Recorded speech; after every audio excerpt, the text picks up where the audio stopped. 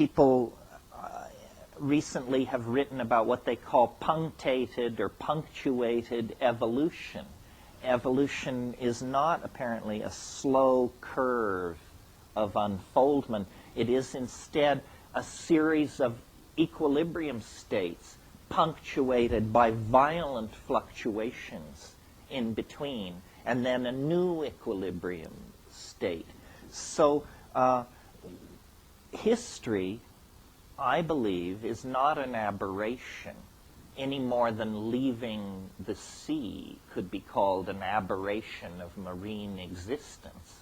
But leaving the sea did not represent an ontological transition. It represented an extremely dramatic shift of modality. And this is what history is. History is characterized by its brevity, for one thing. I mean, we have packed more change into the last 10,000 years than the billion years which preceded it.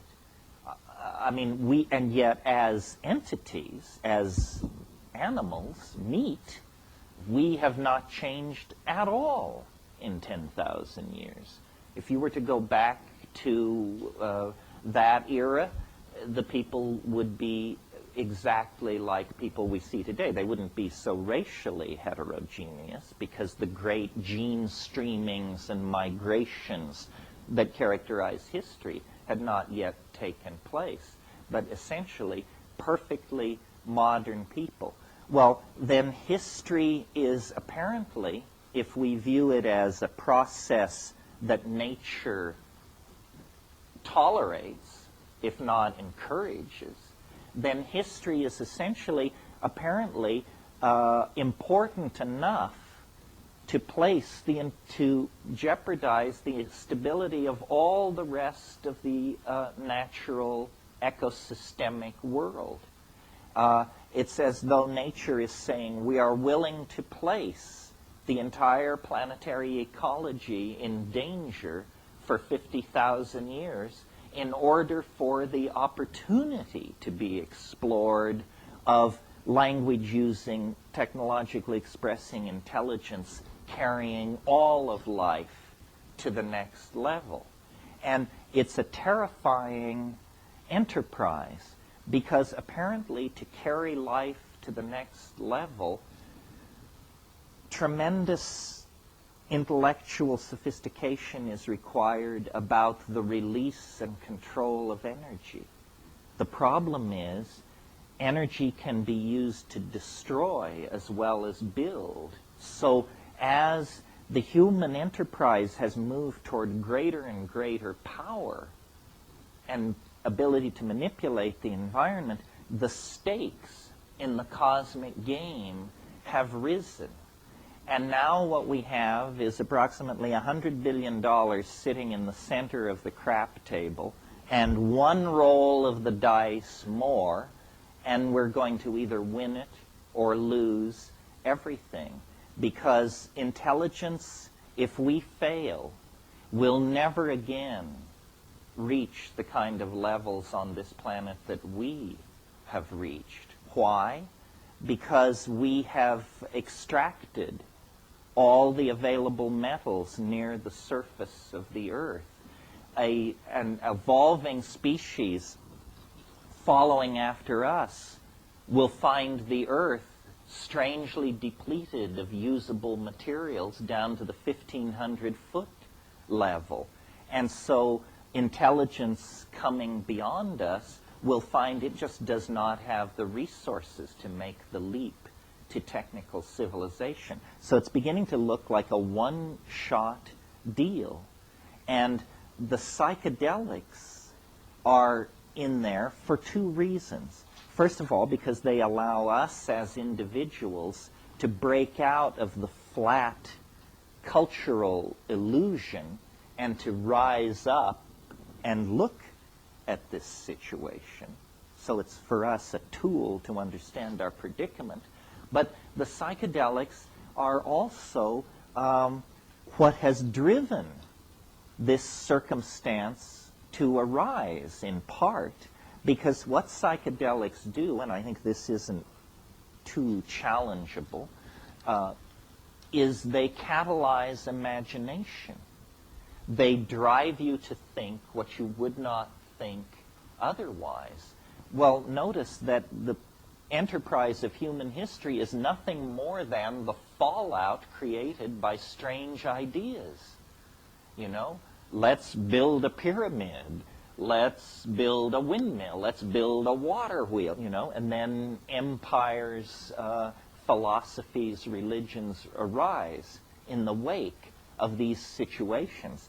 I've argued in the past, and I'm going to try not to repeat it here today because I think you've all heard it, but I will just mention it in a sentence or two, that the critical catalyst propelling us out of the slowly evolving hominid line and caused us to take an orthogonal right-hand turn into culture, language, art, yearning, probably was the inclusion of psychedelic plants in our diet during that episodic moment when we went from being fruitarian canopy dwellers to omnivorous pack-hunting creatures of the grassland. And it was the inclusion of psilocybin in our grassland diet that caused us to discover that there is a mind, and you can perturb it. I mean, think about, I don't think you could discover consciousness if you didn't perturb it, because, as Marshall McLuhan said, whoever discovered water, it certainly wasn't a fish. Well, we are fish swimming in consciousness, and yet we know it's there. Well, the reason we know it's there is because if you perturb it, then you see it. And you perturb it by perturbing the engine which generates it, which is the mind-brain system resting behind your eyebrows. If you swap out the ordinary chemicals that are running that system in an invisible fashion, then you see it's like dropping ink into a bowl of clear water. Suddenly the convection currents operating in the clear water become visible because you see the particles of ink tracing out the previously invisible dynamics of the standing water. The mind is precisely like that, and the psychedelic is like a dye marker being dropped into this aqueous system. And then you say, oh, I see, it works like this and like this. Well, if psychedelics are a catalyst for the imagination, and if history is driven by the imagination, it is driven through the fallout from the imagination, which is technology and culture.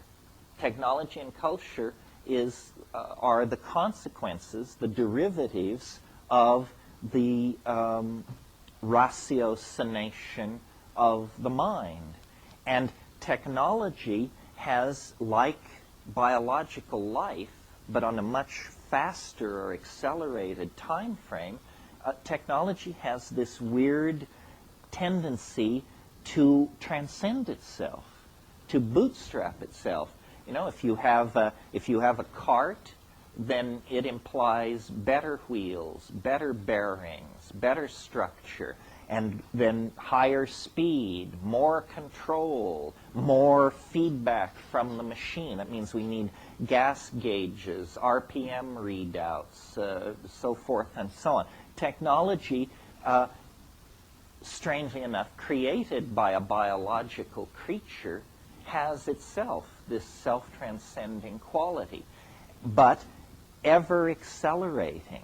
This is the important point, because the ever accelerating accretion of technology means that history is strangely foreshortened at the future end, because it happens faster and faster. It's like a process that begins very slowly, but once started has the quality of a cascade. The rate at which falling bodies move. 32.5 feet per second. Per second. Each second it accelerates to twice the rate of infall that was occurring in the previous second. Technology is like this. And we now are in a domain where if we attempt to propagate technological development forward 50 years, it becomes unmanageable as an intellectual task. We can talk about the automobile, what it might look like 50 years from now. It would float, it would go 500 miles an hour, it would be guided by your mind, so forth and so on. These kinds of ideas. But when you think that every artifact of our world will undergo that kind of transformation, and that the synergy among these transformed objects will create phenomena and situations that we can't anticipate. That's the key thing. Our inability to anticipate the synergies between our technologies. I mean, the computer, LSD, spacecraft, holograms, organic superconductivity. Those are just 6 areas where the integration of those concerns will produce unimaginable consequences. Yeah. The ultimate boundary dissolution is the dissolution of ego. I mean, we hope, we straight people hope, that they never meet it except at death. Of course, they don't realize going to sleep at night is a kind of ego dissolution. But the government is expressive of this dominator culture that we're living in. The ego is a very recent invention, and its hold on reality is very tenuous, and consequently it walks around imbued with fear. I mean, it feels itself to be a mouse in a world of dinosaurs. That's because it's a very recent development.